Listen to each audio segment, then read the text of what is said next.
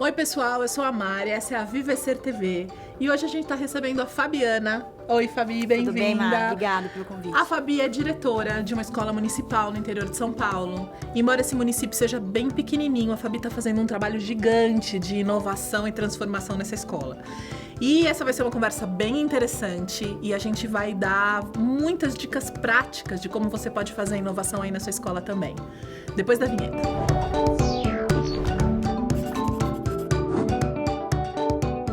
Então conta, Fabi, onde fica a sua escola, qual é a sua escola e o que é que vocês estão fazendo lá? Tá. A Escola Dulce fica no município de Tirapina, né? Uma cidade do interior aqui do estado de São Paulo. Fica Pertinho, né? 200 2 quilômetros, horinhas de mais São ou Paulo. menos, aqui da capital. É um município que tem 14 mil habitantes. Desses 14, 3 mil são população carcerária. E a escola está inserida num bairro mais periférico. Então, ela é uma escola que tem uma situação bem peculiar, né? Tem muitas crianças com casos de vulnerabilidade social. Então, a gente, com essa situação, ficou pensando o que é possível a gente fazer para transformar essa escola, né? E a sua escola é diferente das outras escolas do município, um pouco diferente. A minha escola ela é uma escola de tempo integral, né? Tem 2 escolas no município, a minha mais uma, as outras não são. E as outras escolas todas passavam por um processo de formação já há alguns anos, que a Secretaria da Educação fazia essa formação para todos igual. E todas as outras escolas vinham subindo consideravelmente os resultados, né? No IDEB. No IDEB e outros, né? Medidores. E a gente não conseguia, não atingia, então isso começou a nos preocupar. E a gente teve uma conversa com a Secretaria da Educação e falamos para ele que a gente pensava em fazer uma outra proposta para aquela escola, pelo contexto que ela está inserida. Então, a gente... Pensando que era uma escola de tempo integral, né? Isso, porque nessas conversas, né, nós percebemos que ela não deveria ser só uma escola de tempo integral, ela deveria ser uma escola de desenvolvimento integral. Então, esse foi o primeiro passo que a gente tomou como decisão, que nós queríamos ser uma escola de desenvolvimento integral. E o que é isso? Qual é a diferença de uma escola de tempo integral para uma escola que se preocupa com o desenvolvimento integral? A escola de tempo integral é uma escola que a criança fica o dia inteiro, né? Das 7 às 4, é o nosso horário. É uma escola que a criança fica dentro da escola o tempo inteiro. A escola de desenvolvimento integral é a escola que proporciona o desenvolvimento da criança como um ser inteiro. Então, ela não proporciona só aprendizagens cognitivas para a criança. Ela tem que cuidar das competências emocionais, ela tem que trabalhar questões artísticas, todas as dimensões da criança e do ser. Então, quando a gente percebeu que era esse o caminho, aí a gente começou a pensar em propostas para cuidar disso, né? Fomos buscar inspirações, fomos conhecer outras escolas de inovação, fizemos muita conversa, muito diálogo, trouxemos pessoas para conversar e dividir experiências com a gente. Então, a gente começou a traçar, e a partir disso, um caminho para fazer essa escola ser uma escola de desenvolvimento integral. E o que vocês fizeram para transformar essa escola numa escola de desenvolvimento integral? Fizemos muitas coisas, muitas intervenções. Mas, basicamente, eu acho que eu posso dizer que a maior transformação a principal coisa que a gente fez foi nos transformar, em primeiro lugar. Né? Eu acho que quando o educador se transforma, ele quer o mesmo caminho, o mesmo objetivo, ele possibilita formas de ver uma outra educação, já é um meio caminho, né? Então, a gente criou muitas intervenções no funcionamento da escola para cuidar disso. Para cuidar das relações. Para cuidar das relações, porque esse é o principal caminho, né? Então, a gente criou espaços de escuta na escola para todos que trabalham, né? Primeiro, esse caminho começou a ser trilhado por nós mesmos, porque se não acontece primeiro com a gente, então não é possível transformar também as crianças e as famílias. Então, a gente começou a se entender, a se conhecer, eu criei condições dentro da rotina do funcionamento da escola mesmo para que os professores pudessem falar, os funcionários pudessem falar, que todos pudessem ser cuidados e acolhidos. E quando isso começou a acontecer, o espaço começou a se transformar. Eu sei que o tema da escuta e do cuidado e das relações é o seu tema, é o que você gosta, né? É o que você defende. E eu sei que você fez coisas práticas para que isso acontecesse e para que a escola se transformasse. Sim. Que coisas foram essas? Então, o que mudou na escola de fato para mudar? Na prática, né? Para mudar. Eu sei que você faz, por exemplo, a história do check-in, que é de avião. Não. Não é de avião. É quase. É quase. É igual quando a gente vai para o aeroporto É. mesmo, você faz o check-in, que é estou aqui, cheguei, né? Basicamente é isso. Então, o check-in, assim, eu tenho as reuniões de HTPI, com os professores de HTPC, com os professores, que é a reunião dos professores coletiva, na semana.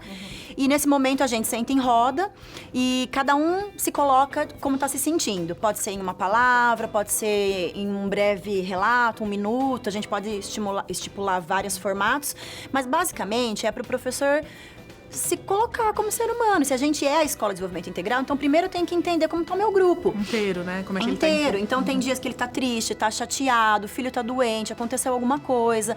E aí a reunião não flui se eu não cuido, não abro espaço Verdade. para trazer, né, como eu me sinto. Então quando a gente começou a fazer isso, não só eles ficaram mais empáticos para entender o meu lado, como também faço o contrário, também me coloco como eu tô me sentindo, que às vezes eu não consigo cumprir alguma demanda, e não é porque eu não quero, às vezes não posso, não tá sendo viável, tem N coisas. Então, quando eles também entendem como eu me sinto, a gente consegue criar um grupo mais participativo, né, que se escuta, mais resiliente, o grupo ficou mais fortalecido, a gente decide tudo junto, né? E às vezes, quando existe esse espaço pra eu falar como eu me sinto, às vezes eu chego e falo, puxa, eu tive um problema em casa, tô super nervoso, tô super mal-humorado. E aí, se eu falo alguma coisa enviesada na reunião, você sabe que é por conta disso, você não leva pro pessoal. Ou às vezes você cuida do jeito que você vai falar comigo. É um lugar onde as emoções são permitidas e elas fazem parte, né? E que cuidar de si e das suas emoções é normal e tem um valor, é bacana. Exatamente. Né? E aí, assim, quando você sente ali naquele momento como que tá a energia do grupo, por exemplo. A metade do grupo tá com uma energia ruim, seja por problemas particulares, ou seja porque algum incômodo apareceu ali na escola de alguma situação, ali naquele momento eles se colocam. Legal. E você vê que não é porque é você. É porque é um incômodo do grupo, então vamos olhar, vamos cuidar, vamos pensar a estratégia junto. Então, também é um momento que eu aprendo muito, porque se eu falhei, então eles também sabem se colocar com respeito. Não é pra me ofender, não é pra, você não cumpriu, né? Não, vamos pensar junto o que é possível a gente fazer, né? Então, eu acho que isso foi fantástico. Tô pensando aqui numa coisa legal que é assim, que é você se colocar numa situação de vulnerabilidade gera empatia, e aí isso dá uma força pro grupo, com né? certeza. E aí você tem um instrumento pra fazer isso. Mas você faz só com os professores? Não, eu acho que pro trabalho ser realmente efetivo, tem que ser com a escola toda, né? Então eu tenho esse cuidado, esses passos na rotina com toda a equipe. Então eu tenho momento para cuidar dos funcionários, que são os meus grupos de apoio, o pessoal da limpeza, cozinha, os monitores. Então tem esse espaço garantido com eles também. Você tem na sua agenda horário de encontro com todos esses grupos todas as semanas? Às vezes, por imprevistos, acaba acontecendo quinzenalmente, mas sempre a gente tenta garantir que eles tenham esse momento de escuta. É uma roda de conversa. Roda de conversa. O que acontece nessa roda de conversa? Vocês falam sobre o quê? Eles trazem muitas questões. Por exemplo, no grupo da limpeza, podem surgir questões de falta de material, por exemplo, que são as condições que eu, como gestora, tenho que garantir para que o trabalho deles aconteça. Sim. Nem sempre está no meu alcance resolver, porque no setor público as coisas às vezes demoram um pouco, né, por processo de licitação, essas coisas. Então, quando eu me coloco vulnerável, como você disse, tô tentando, tô indo atrás, espera, conversa, eles também entendem o meu lado de resolver as coisas. E se é uma coisa emergencial, por exemplo, a gente tenta pensar junto solução. Então, o que a gente pode fazer como legal. grupo? Pra falar, vamos fazer uma rifa, vamos fazer tal coisa? Ajuda, eu faço isso, faço aquilo. E aí, o grupo se responsabiliza. Não é só eu, como gestora, tomando decisão. Não é você mandando, né, Exatamente. Não existe isso. Eles têm muita liberdade para vir falar comigo em todo momento, para se colocar, como eu tenho com eles também. E não só isso, acho que esse momento com os grupos de apoio também é um momento que eu também cuido da relação entre eles, porque às vezes surgem problemas de relações entre o próprio grupo ou de um grupo com o outro. Por exemplo, teve uma vez que a gente quis fazer um banco de bioconstrução na escola com areia e de cobre, de terra. E aí surgiu um problemão. Chegou um caminhão de terra na escola. Exatamente. As meninas da limpeza ficaram pé da vida, né? E eu falei, eu vou ter que cuidar disso, né? Então a gente falou, gente, vamos lá. Tá, isso faz parte do processo de aprendizagem das crianças, é importante, explica pra elas, sentem, conversa, elas se sentem acolhidas, não tô assim, porque parece, no ponto de vista delas, se eu não converso, que tá sendo um desrespeito, porque as crianças vão trabalho delas, claro. Pisam na terra, pisam na escola, mexem com a água e vira aquele Legal, Fá, porque então não é só a escuta do grupo, mas também a conexão, né, de um grupo com o outro. Você vai fazendo uma costura, né? Exatamente. Isso é importantíssimo, porque muitas das coisas que acontecem nesses grupos acabam sendo coisinhas de relação. Vira problema de relação. Vira. Né? É problema que, na verdade, uma escuta resolve, mas se você não faz isso, acaba virando um problema pessoal. Às vezes, fulano não faz direito. Ou também tem o espaço, né, Fá? Porque às vezes eu vou falar, eu tenho um problema com você e eu vou falar com o outro. Não, isso... E aí você cria um lugar que... Exatamente. Né? Isso pra mim é fundamental, porque... Quando eu entrei na direção lá, né, cidade pequena, ainda tem muito essa coisa de todo mundo se conhece, fala por trás, tinha muito corredor, Fofoca, tinha chama, muito fofoca. corredor da fofoca. E aí eu comecei a falar pra eles assim, ó, gente, vocês têm que trazer aqui e falar pra mim, pra gente resolver as coisas junto, não adianta falar. E eu comecei a cortar, mas não cortar assim, né? Dar o espaço, na dureza, né? dar o espaço. Então, quando vinha alguém falar pra mim, olha, o fulano não tá fazendo tal coisa, eu falava, então vamos chamar o fulano e vamos resolver. Não que precisa. Eu falei, não, se o problema é com o fulano, vamos, porque não é um problema do trabalho pessoal, é um problema do trabalho. Então, vamos sentar e conversar. Aí eu chamava os dois, colocava... E aí, o que aconteceu? As pessoas pararam de começar a fazer isso, porque não quer ficar nessa situação, né? Então, eles começaram a entender que se era um problema do trabalho, era um problema do grupo, que a gente tinha grupo, né? que era para resolver no grupo, que a gente ia aprender a se falar com respeito, falar o que pensa, o que sente, entender que não era uma coisa pessoal, e aí esse problema diminuiu que legal, muito, Fá. graças a Deus. E com as crianças também têm espaço de escuta e de fala institucionalizado na escola? Como é que funciona? Tem sim, tem os espaços individuais, né? Quando acontece um conflito, alguma coisa, eu acolho, converso e conduzo, mas garantido também, né? Na rotina das crianças tem. Como eles têm português, matemática, história, enfim, nas rotinas, eu também possibilito eles terem isso garantido durante a semana com o professor, que é através das assembleias escolares, né?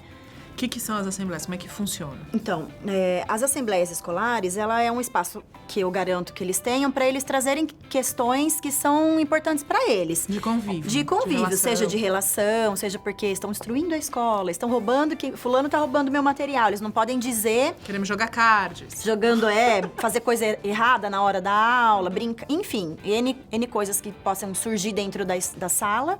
Nesse momento, eles fazem, uma vez por semana, eles têm 2 cartazes, durante a semana eles vão anotando o que eles felicitam, o que eles criticam, sem colocar o nome, né? Não posso criticar alguém, eu tenho que criticar um ato. Tá. Então, eles fazem uma votação... Então, eu não critico a Fabiana, eu critico quem bate. Quem bate, exatamente. E aí, eles decidem em um dia da semana qual é a pauta, eles fazem uma votação, escolhem uma pauta a ser discutida, e aí, nesse dia, eles sentam em círculo e eles começam a debater sobre aquele assunto. E dali, eles já falam, se colocam, como que eles se sentem. Trazem soluções, pensam junto. E aí, essa solução, quando eles começam a realmente a cumprir aquilo, porque foi eles. Vira a regra que foi feita por coletivamente. Eles, então né? Tem um pertencimento, né? E aí eles se sentem parte da escola efetivamente, né? Aí lá a gente faz eles terem esse momento de exercer isso de verdade, né? E isso é importantíssimo. E através dessas assembleias, as relações começaram a melhorar muito, né? Então eu tinha uma escola que as crianças tinham um comportamento de agressividade muito alto e criando esses espaços, isso melhorou muito, muito mesmo. São legal, outras Fabi. crianças. E quem quiser saber mais sobre o Dulce, pode saber como? Nós temos a página no Facebook, Escola Dulce Tirapina, no Instagram também. E lá tem um pouquinho do nosso trabalho, né? Que a gente divide contando as nossas experiências, o que a gente acredita, o que a gente faz, com muito carinho. Sigam lá. E vale a pena visitar a Escola Dulce também, hein? Fabiana recebe grupos de visita. A gente recebe, só ligar lá e agendar. Então tá bom, valeu pessoal.